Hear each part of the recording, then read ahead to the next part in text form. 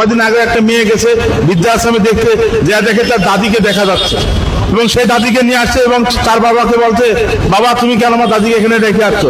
সে তখন বলছে যে তোমার মার কারণে আমি তোমার দাদিকে বৃদ্ধাশ্রমে রাখতে বাধ্য হয়েছি। আমার মা আমার বাবা আমাকে গরুর দুধ দিয়ে ভাত খাওয়াতো এবং সেখানে কুশরীর গুড় আখের গুড় দিয়ে প্রতিটা নৌকার সাথে আমার আখের গুড় দিত, নাহলে আমি খেতাম না। আমাকে এত ভালোবাসতো এবং আমিও আমার বাবা মাকে এতটাই ভালোবাসি, রেসপেক্ট করি, কারণ আমার বাবা মা থাকে কুষ্টিয়াতে। আমার বাবা মার প্রতিদিন আমি খোঁজ দিই।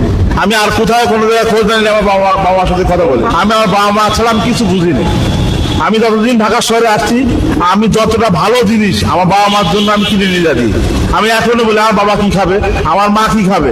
আমার কোনো টাকা, আমি যত ব্যবসা করি যত টাকা পয়সা লস হোক আর লাভ হোক, আমি সবসময় আমার বাবা মার সাথে কিছু বুঝিনি।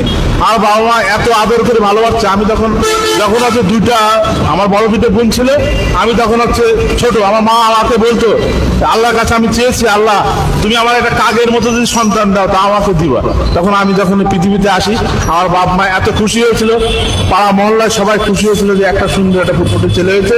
আল্লাহ তাআলা আমাকে বাসায় রাখছে, বাবা মাকে কোনো সময় ফেলে দিও না, কারণ তুমিও একদিন এই দিন বেশি দূরে না, তোমার কাছে চলে আসবে। আমার পাশে একজন বাড়ির সাথে, তারা 4টে সন্তান, তাদের আসলে সংসার চলে না। তার বাবা মাকে আমি বোঝানোর পরে তারা 4টে সন্তান 7 দিন করে তার মাকে পালছে। মাকে পালার পরে তার মা তার মৃত্যুবরণ করেছে। তারাও আমাকে খুব শ্রদ্ধা করে। আমি দুর্বার আন্দোলন গড়তে পারি এবং গড়েছি, এবং আপনারা যে এতবার কাজ করতেছেন আমি জানি না, আপনাদের সাথে আমি একমত।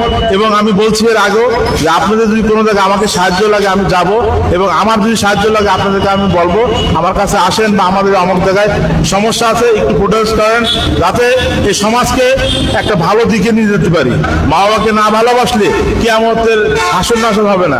আমি যাব আমার মায়ের পায়ের তলে বেহেশত, কারণ সেই বেহেশত যদি আমি হারাই ফেলা দিই তাহলে আমি আর পাবো না। তাহলে আপনি কি মনে করতেছেন যে সন্তানরা মা বাবাকে অশ্রদ্ধা অবহেলা অসম্মান করছে, তাদের নামাজ বন্ধ কি, তারা যদি কোনো কিছুই হবে না, কোনো কিছুই হবে না। পীর সাহেব ধরে কোনো লাভ হবে না, পীর ধরে কোনো লাভ হবে না, কারণ পীর হচ্ছে আমার বাবা মা, আমার প্রথম পীর বাবা মা। যে সন্তানরা না বুঝে তার মা বাবাকে বৃদ্ধাশ্রমে রেখেছে, তাদের ব্যাপারে আপনি জাতির নির্দেশে দেশে বিদেশে যে আমি মনে করি কুলাঙ্গার সন্তান, এদের কপাল পোড়া হতভাগা।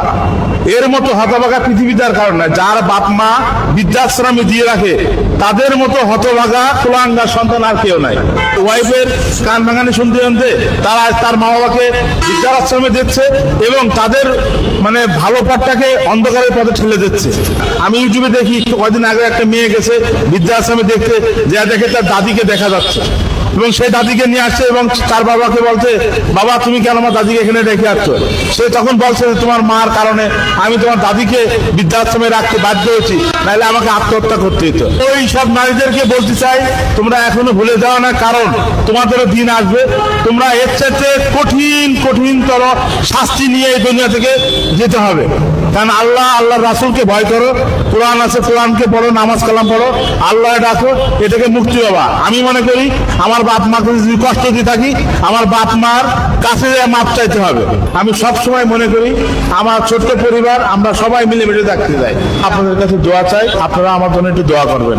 ওকে, আলহামদুলিল্লাহ। আশা করি আপনার এই ভিডিও কিয়ামত পর্যন্ত সাক্ষী হয়ে থাকবে, অনেক ডকুমেন্টস হয়ে থাকবে ইনশাআল্লাহ। আর আজকের থেকে আপনি দুর্বার আন্দোলনে নেমে যান। আসসালামু আলাইকুম ওয়া রাহমাতুল্লাহ।